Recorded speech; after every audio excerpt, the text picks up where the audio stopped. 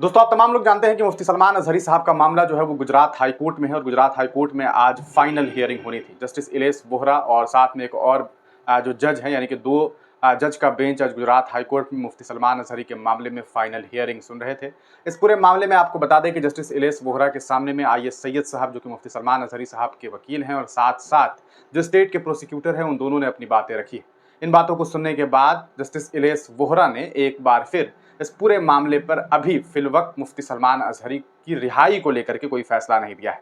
उन्होंने ये बातें सुनने के बाद सीधे तौर पर कही है कि हम इस पूरे मामले को समझ गए हैं, अब इस पूरे मामले में हम फाइनल जजमेंट 29 तारीख को देंगे, यानी कि 22 तारीख के बाद एक बार फिर मुफ्ती सलमान अजहरी साहब की रिहाई में 7 दिनों के अंतराल जो है वो देखने को मिल रहे हैं, यानी कि 7 दिनों के बाद अब फैसला आएगा। अब सवाल यह है कि क्या 29 तारीख को मुफ्ती सलमान अजहरी की रिहाई होगी या फिर एक बार फिर उनके खिलाफ में कोई फैसला आएगा। आपको बताएं कि ये जो सुनवाई है वो लगभग 1:30 बजे के बाद 1 बजे के बाद जो है वो शुरू हुई। दोनों पक्षों ने अपनी बात रखी। इस पूरे मामले में एक छोटा सा मामला था। छोटा सा मामला वो ये कि शुरुआत तो मामला भाषण की वजह से हुआ था, एक शेर की वजह से हुआ था, और अभी जो ये मामला 1 तारीख से लेकर के 22 तारीख तक पहुंचा और अब ये 29 तक पहुंच गया है। यानी कि ये जो 29 दिन लगे हैं, इसके पीछे सिर्फ और सिर्फ एक पेपर है, एक डॉक्यूमेंट है, और वो डॉक्यूमेंट था रिप्रेजेंटेशन को लेकर के। यानी कि मुफ्ती सलमान अजहरी साहब के तरफ से एक रिप्रेजेंटेशन जो है उनके भाई के द्वारा दिया गया था।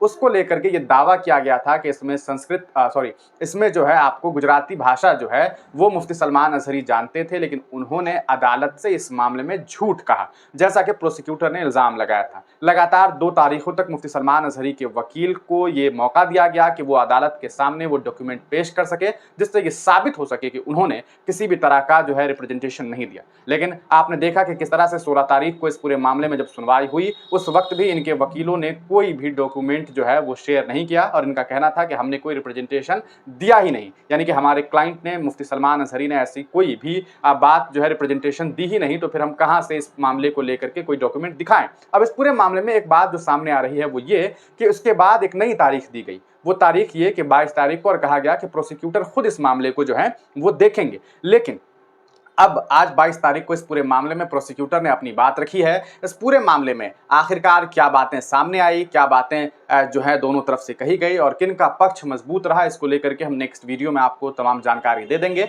तब तक के लिए आपको इतना बता दें कि मुफ्ती सलमान अजहरी के मामले में आज उनकी किसी भी तरह की रिहाई नहीं हो सकती है। एक नई तारीख 29 जुलाई दी गई है, यानी कि 29 तारीख को अब इस पूरे मामले में फैसला आएगा कि मुफ्ती सलमान अजहरी को बाइज्जत बरी किया जाएगा या फिर उन्हें जो है उनके ऊपर कोई चार्जेस लगेंगे। और आप जानते हैं कि उनके ऊपर पासा, यानी कि prevention of anti social activities act of 1985, जो कि गुजरात का एक एक्ट है, उसका इस्तेमाल किया गया है। तो सवाल यह है कि क्या उस एक्ट का इस्तेमाल उनके ऊपर जारी रहेगा, और अगर वो जारी रहता है तो उसके आधार पर उन्हें कितने दिनों की या कितने महीनों और कितने साल की सजा हो सकती है, ये तमाम जानकारी 29 तारीख को मिलेगी या फिर उन्हें रिहा किया जाता है। बाकी इस पूरे मामले पे दोनों पक्षों ने क्या कुछ बातें कही और जज साहब का क्या मूड रहा, इसको लेकर के हम नेक्स्ट वीडियो में आप तमाम लोगों को जानकारी देंगे। तब तक के लिए दीजिए इजाजत, फिर मिलेंगे किसी नई वीडियो के साथ। आप तमाम लोगों का वीडियो देखने के लिए बहुत बहुत शुक्रिया।